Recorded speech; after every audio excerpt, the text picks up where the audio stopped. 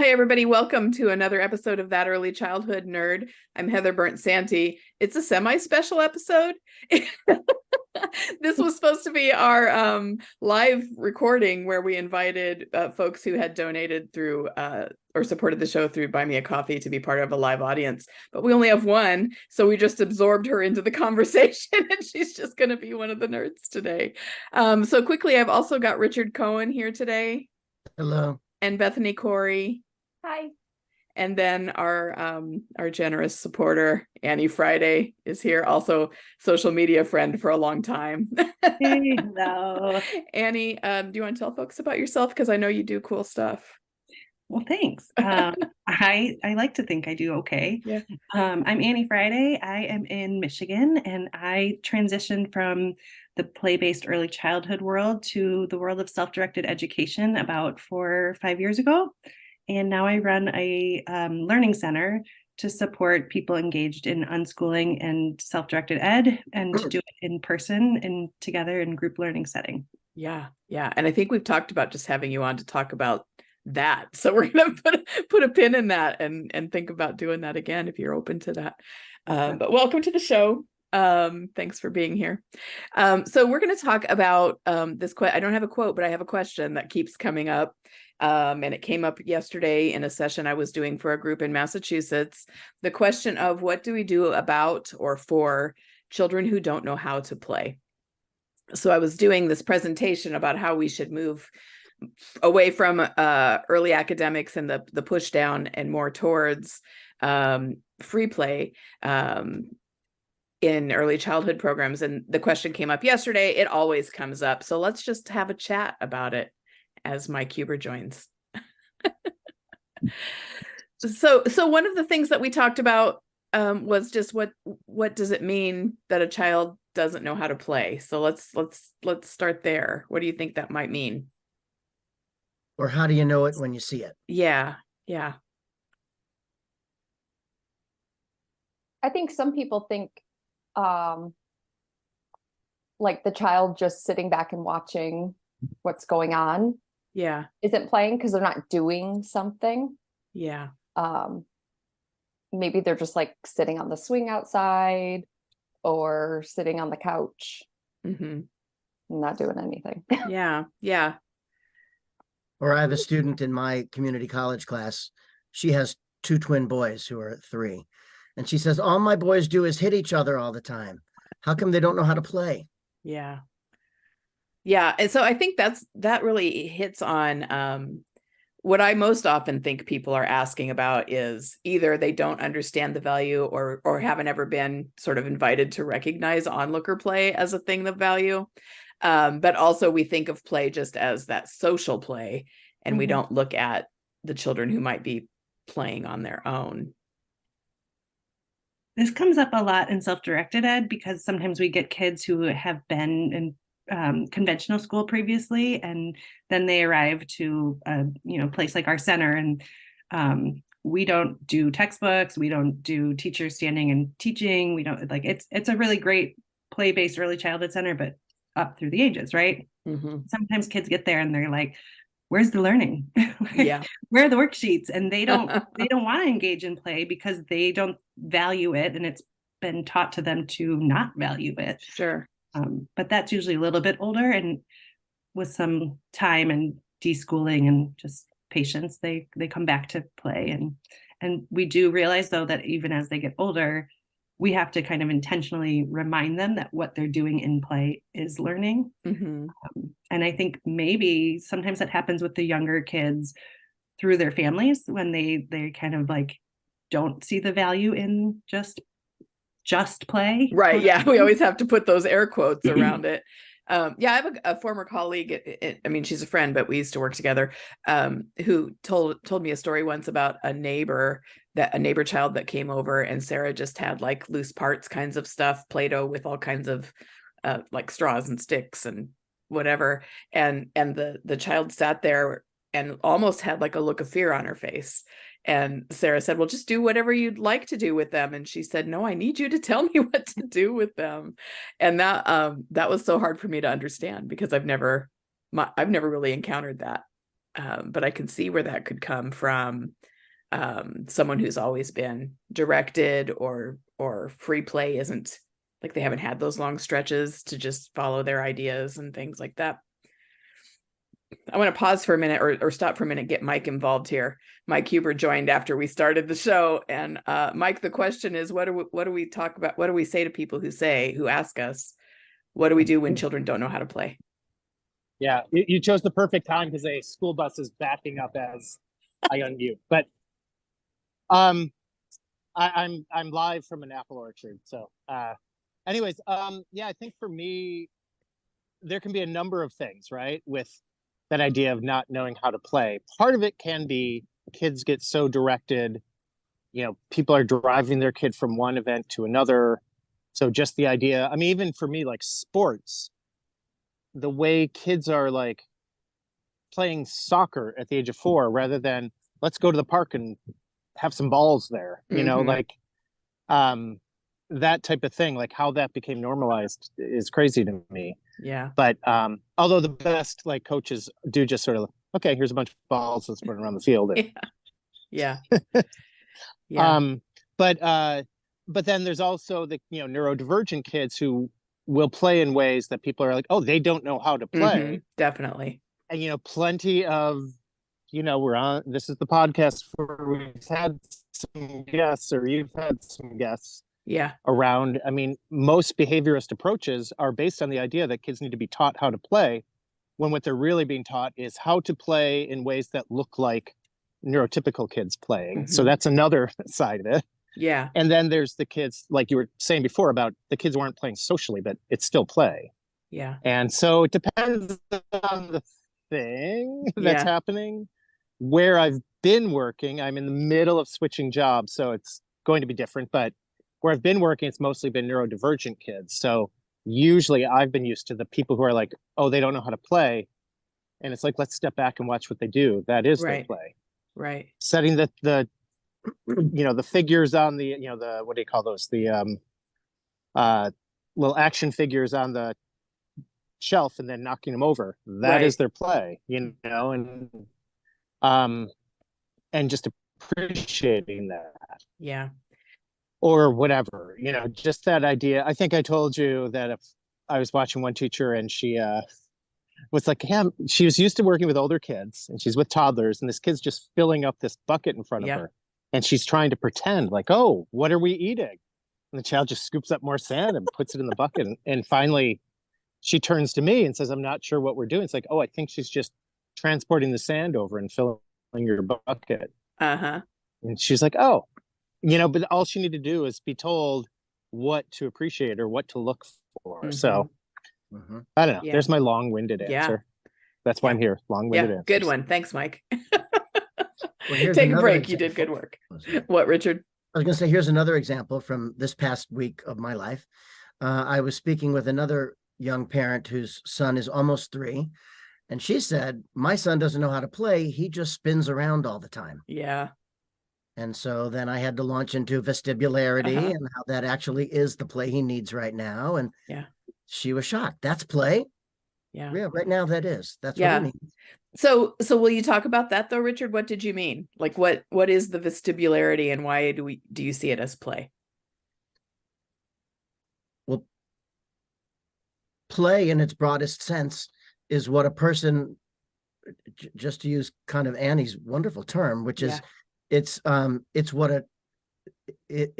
self-direction that a person provides to their moment. And to me, in its broadest sense, play is whatever the human being is moved to do in that moment, especially in the first years of life. And vestibularity has to do with, as everyone on this panel knows, has to do with the equilibrium in our ears and our growing senses of balance as our body learns how to balance.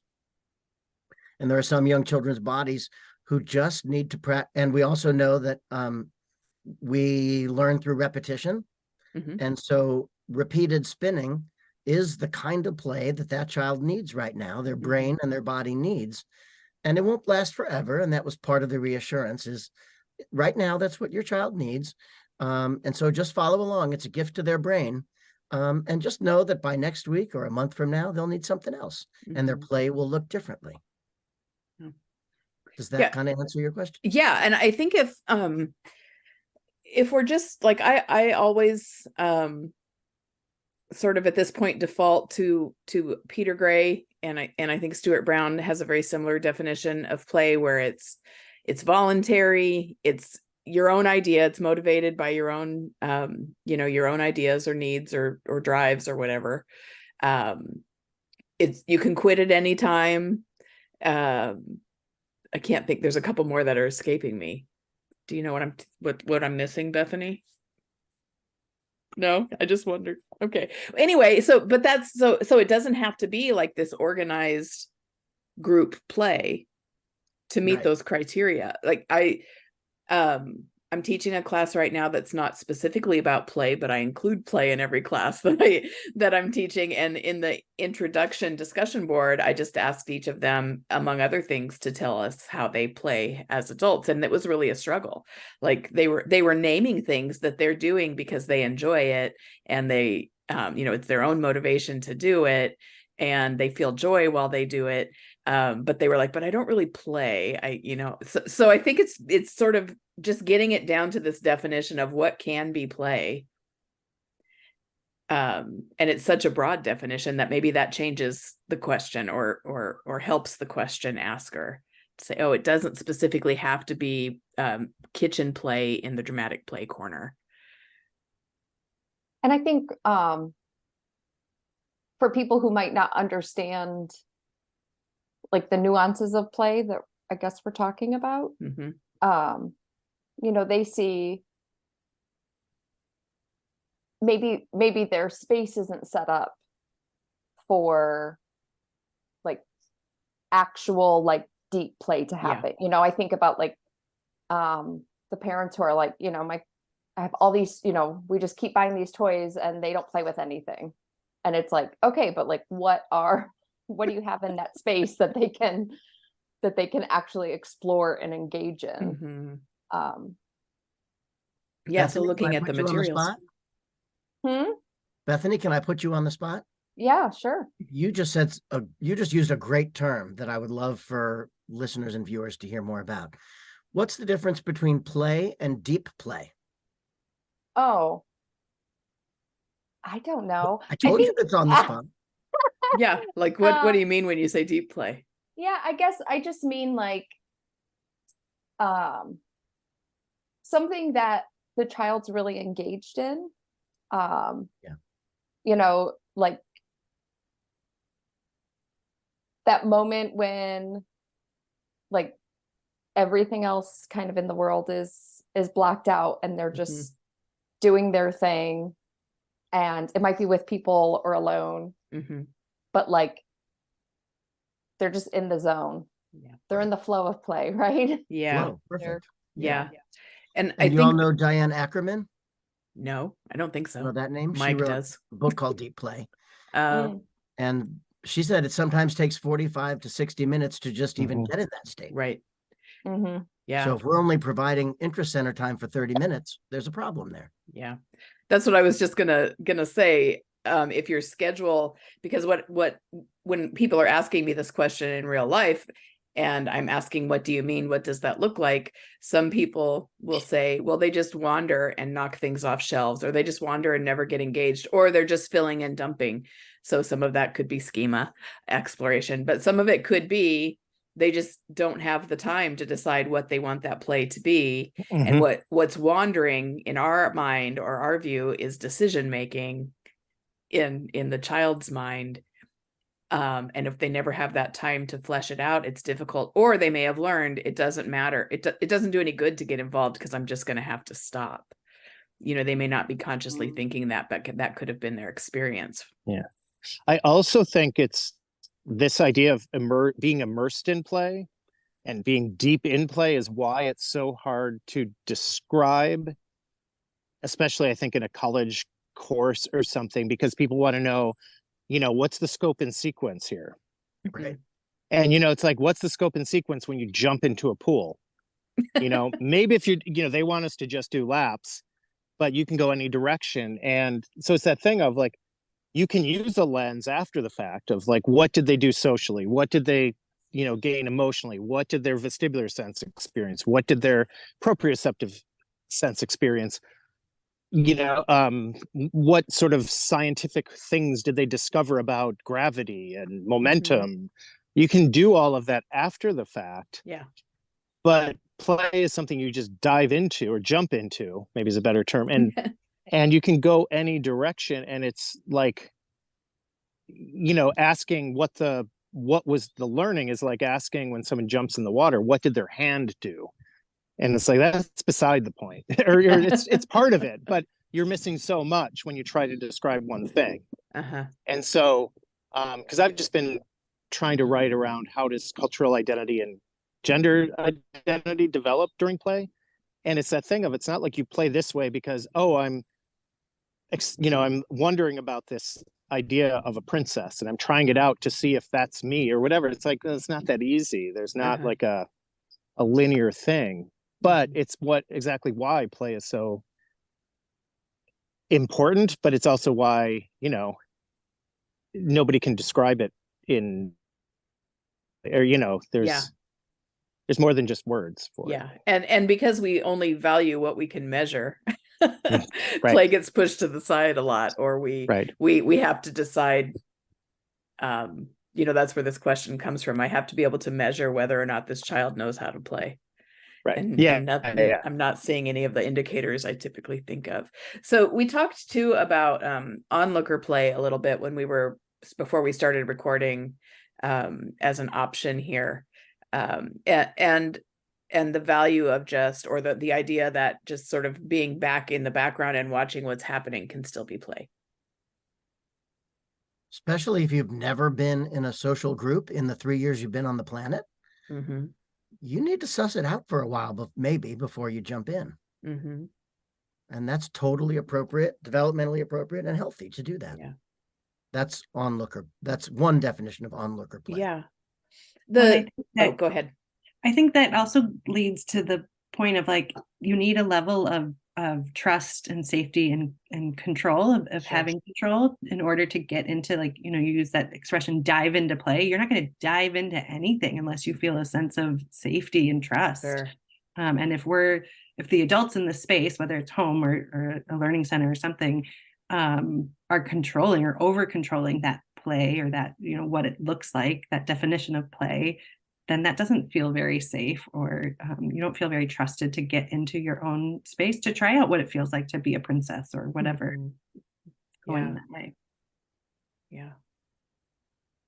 The issue I have when we start talking about onlooker play is because it's sort of originally introduced in Mildred Parton's stages of play or types of play, it has an age range assigned to it typically when we're having that conversation. And I don't know that it stops. I don't know that it's only toddlers that are engaging in onlooker play. Well, so I think we get jammed up with that sometimes. Yeah, I was just thinking as Annie was speaking, just about like somebody participating in a religious service or anything like that. Do people who go to church, go to synagogue, feel like they're not participating by being there watching? Like, to me, it's like we always, like, participating and being an onlooker aren't different things. I guess it's a very binary idea. Are you participating or are you looking on? And so it always happens. And I think about like people listening to the podcast, like how many times are you listening to the podcast and you're like yelling at Heather every time? Always. And you're like, if I was on, I would be like, but this, like, that's the same thing. Like, we don't know what's going on in the inner world of that child who is just sitting there watching the action unfold. Yeah.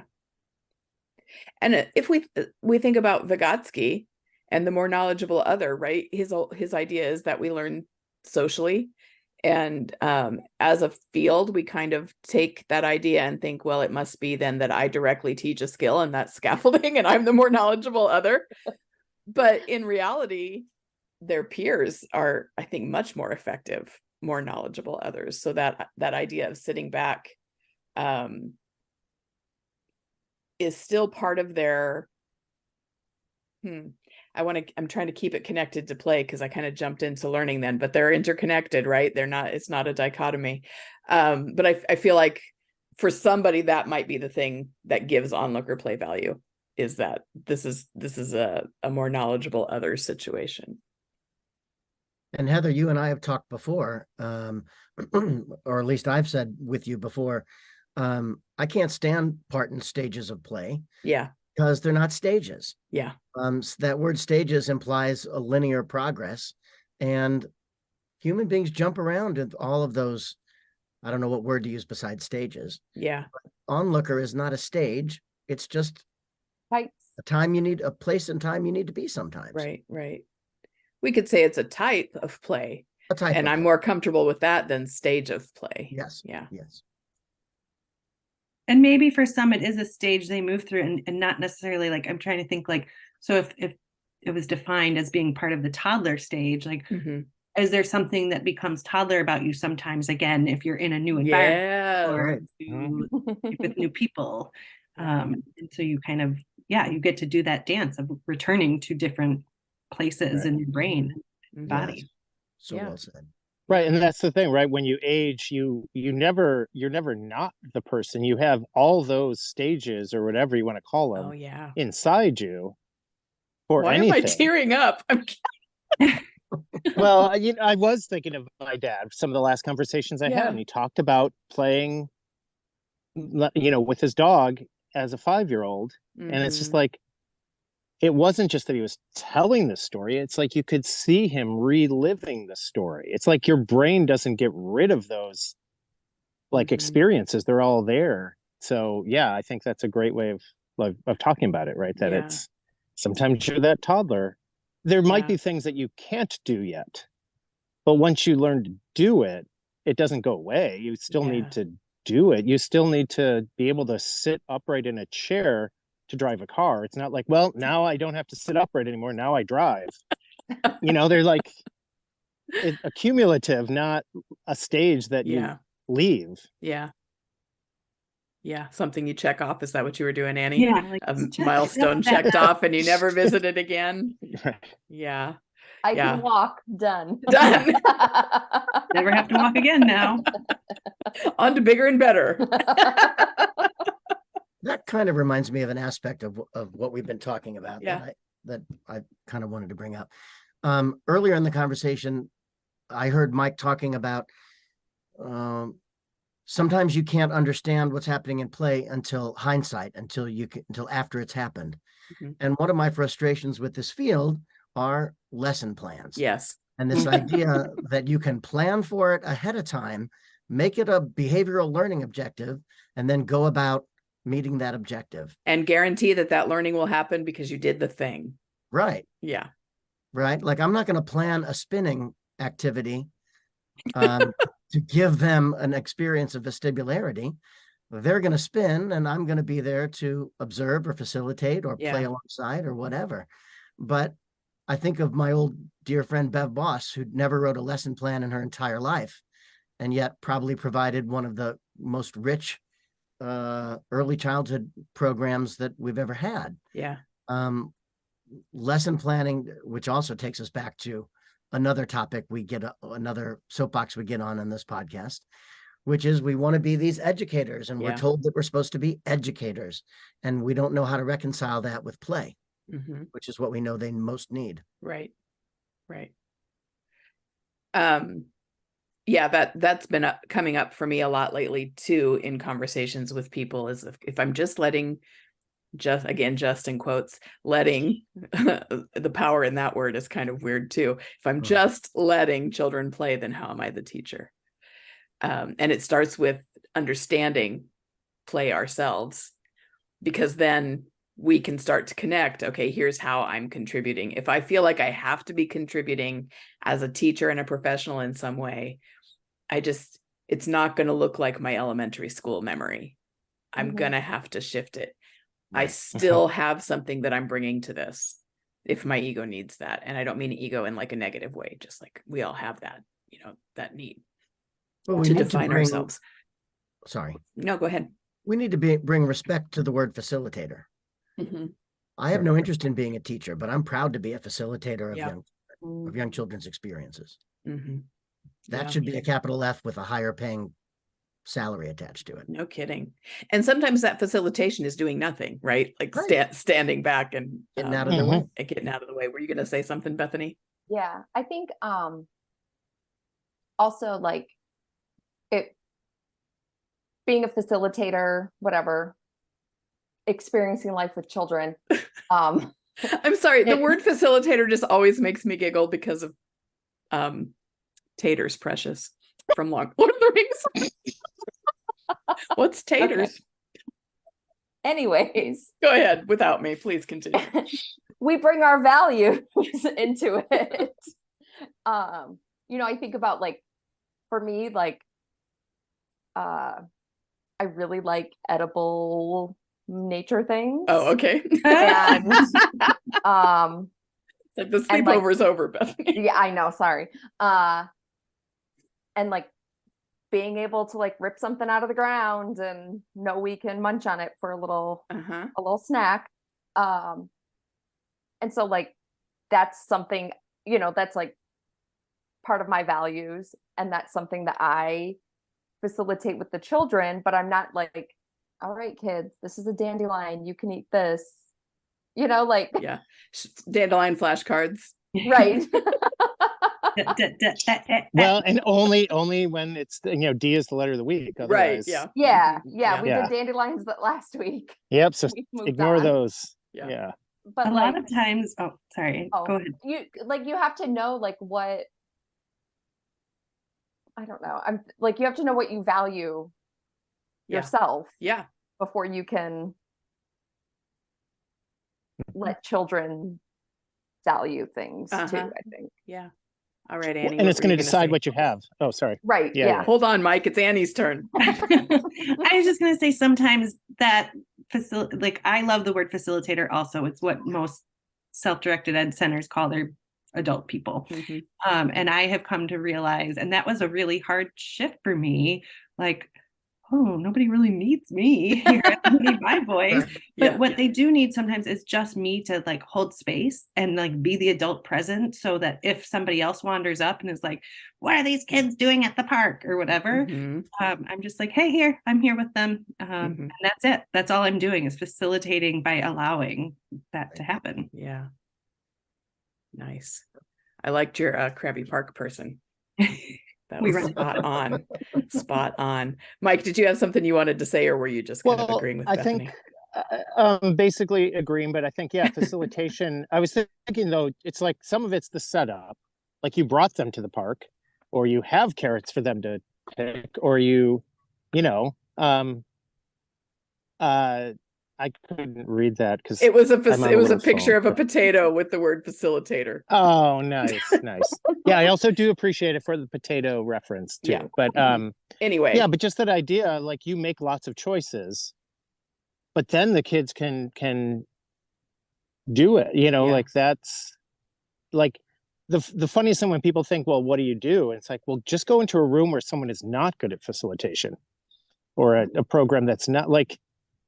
Like it's so you watch kids who are just engaged and just really involved in what they're doing, and it looks like the teacher's doing nothing. It's like you will not have kids doing that if you don't have someone actually facilitating. So that's what I like about the word. And when people say no, it's just take that person away, what do you think would happen? Or watch these same kids in a different environment, and there's suddenly, doing letter of the week or whatever thing. And they don't show any signs of brilliance. It's like, you can't find the genius if you don't let the kids show you. Play. I mean, they have to show you. Yeah. So can I want to direct it back again to the original question for a minute, just because the other thing we talked about when we were thinking about the question of what about the children who don't know how to play, was the idea that there are children who want to join some social play but don't really seem to be comfortable doing that. So I want to get some thoughts about that part of the question. Well, so of course we model, we invite, we encourage. Off the top of my head, those are three things we do when we see children who appear to not be participating in play. We never force it, but we're always the one to invite, to encourage, and to be down there on the floor playing to show them what it looks like. Yeah. It just occurred to me as you started talking, Richard, that this is what Mike's last teaching with the body in mind was about, right? Was about joining. So one of the things that I appreciated was you in that episode, and you can talk more about it here, but just talking about watching for cues that tell us, like, do they really want to join, or are they just watching? Like, is my invitation going to interrupt their onlooker process, or do they really, what's telling us they want to join? Yeah. And for me, I think the biggest thing is the biggest change for me in the recent past as a facilitator is looking at the different types of expressive language. So that idea of looking at their facial expression, looking at their gestures, looking at their vocalizations even, does it seem like they want to join? Verbally, they might not have that yet. And often it's because the two children aren't reading all the cues. They haven't. The more you do it with kids, the more they'll pick up on it. But sometimes kids are, well, they just have to ask. Or even the teachers, the adults will say, oh, ask them if you want to play. Yeah. It's like, that's actually not how kids join play. The master players walk over, do a head nod, maybe pick up a puzzle piece and look at the person, see what their expression is, and you just join. You don't ask. Like, asking is usually the sign of someone who doesn't know how to join play. And that's the thing I think we see and what children don't do. And so we try to tell them they should use their words. And I think it's the exact opposite of what helps kids. Right. I wouldn't go up to a group and ask if I could join. Like, I'm trying to, in an adult social situation, I would just walk in and start listening. And then you stand and I would do some onlooker. Yeah. And then I would kind of walk closer and do some listening and see where I contribute. We did have a boy in one of the preschools I worked in who would walk up to groups of children playing, and by group I mean maybe 2 or 3 other children playing, and throw things into the group, like kind of stand back and throw things in. And he didn't have the same level of conversational skill, or expressive language that the other children did in the classroom. So part of it, we just sort of watched, and it did really seem like he was trying to get them to look at him so he could join. But we started to just, like, when that little boy was playing on his own and doing something he really enjoyed, there were times, not always, because I don't want to be invasive or interrupt his own solo play, but I might sit down and say, this is real. I've been watching you play. I think it's really fun. Can I invite Michael to come play with us, and bring other children into play he's already established, instead of trying to get him into a group that's, to sort of give him a different comfort level with that social play. But I wouldn't do that with everybody, and I wouldn't do it without a lot of watching and wondering first. So what I hear in that, go ahead. I was going to say, you said, how do you engage as an adult? And it made me think, like, so much of it is that nonverbal, and it's like all about a vibe check. Like, are we, and I think there are kids who show up sometimes, whether it's that they have high levels of trauma or they've been in a highly controlled environment, and they do that, where they throw something in, or maybe come up and whack a kid, and they don't necessarily know how to socially acceptably insert themselves into that play, but they're showing some sign that they want to be there. And so that is a perfect example of how you can be a facilitator and help facilitate that connection, and then kind of teach them how to do the vibe check through experience. Yeah. Well, and to me, this comes back to what I think almost 100% of That Early Childhood Nerd podcasts end up to be about at the foundation. Mike talked about being able to read their nonverbal communications. Heather talked about, I wouldn't do that with every child. And Annie talked about a vibe check. And all of those are rooted in relationship building. You can't do any of those things well unless you first set out to build relationships with every child in your care, and to get to know them as individuals. Mhm. Bam. Yeah, you've silenced us. I know, I dropped the mic. I think that's known as a mic drop. Yes. Yep. Yeah, Well, speaking of mic drop, I actually, because my battery's getting low, we're literally dropping mic. We're losing you, Mike. So that was the mic drop moment. Okay, bye. See the whole conversation later. So well, that's unfortunate Oh. because the last thing I wanted to touch on was the specific kind of question that came up yesterday, which was someone said, they don't really know how to play, they just kind of wrestle around with each other. And that would have been nice to have Mike's rough and tumble expertise, but we'll just move on without him. But I mean, I just finished reading this book called The Whole Child Alphabet by Stacey Bench, and by the time people listen to this, she will have been on the show. But one phrase she kept using through her book was the brain tells the body what it needs, and then the child's actions tell us. Yes. And I think that can connect here.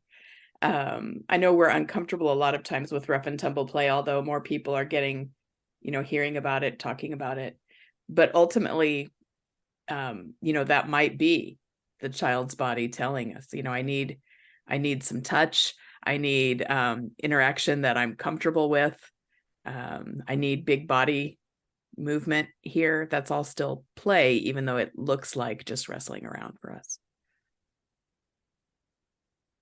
Well, and you mentioned Stuart Brown earlier, Yeah. I think, who's been shouting from the rooftops since before Bethany was born about rough and tumble play. And then we sort of get into the weeds of gender identities, which would also have been a great reason to have Mike here. Really blew it.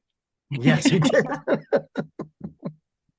And by the way, for anyone who's just listening to this, Mike was very distracting through this whole thing because he had a whole Crocodile Dundee in the jungle thing happening. Talk about Mike. Yes. Yeah, that's true. He looked like he was looking for some facilitators. Anything else to say about the wrestling, the rough and tumble? Or we just kind of... Well, just to reiterate what you said, which is it could be valid play. Yeah. Don't dismiss it so quickly out of hand as saying my children don't know how to play. It very well may well be the kind of play they need to be engaged in right now. Yeah. Yeah. And like everything, when people talk about risky play or this kind of stuff, I say, if you're concerned, move closer, like just get there closer. And if you see that some of them are not willing participants anymore, then that's one guide for what you do about it. If you see that none of them are really bothered by it and they're smiling and they're engaged, or and if they don't know how to do that big body rough and tumble play, like that can be terrifying to see for everybody. Sure. Yeah. To see and experience, and so it's like, you've got to model that too. Like, I've had kids where like they literally needed to roughhouse, but didn't know how to. Okay. Yeah. So it was like, you've got to get in there and like, yeah. So maybe it's the one kid who walks through the group of others, just sort of like a bowling ball through bowling pins, and could be searching for that kind of thing. Yeah. Well, I think the wrestling and big body play sometimes, and I know you've talked about this before, is like it can bring up a lot of emotions, and it could be activating or triggering to the adults in the space. So like the question comes back to you: why does it not look like play? And how can you make it feel more like play to you? If you need to make a safer space for it, if you need to talk about those boundaries, talk about, if you have a multi-age environment, are there kids of very different sizes and coming together in it, and that feels unsafe or less play-like and more scary. Yeah. Which comes back to relationships. It's always a good place to end. Richard's right. It does seem like a lot of these conversations end on this note, and which can also be uncomfortable for some adults, right? I think about the work that Jules Page and Carol Garboden-Murray are doing about professional love. If we feel like we need to have this clinical professional attitude all the time, then relationship conversations about building these kinds of attuned relationships with children become a little bit more difficult than if we can bring ourselves in as, sort of fellow human beings with other human beings who happen to be younger and smaller than we are. Okay. I guess we've talked ourselves out then. So I appreciate it. I think this was just what I needed today. I was sort of having one of those days where I was like, am I going to have anything to say? And then I get on and I do in fact have things to say. And I appreciated just being here with you all. And thanks, Annie, for jumping in and being a nerd with us today. It was fun to have you in the conversation. With that being said, we'll be all done. Thanks, everybody, for listening to another episode of That Early Childhood Nerd. We'll see you again. Bye. Bye.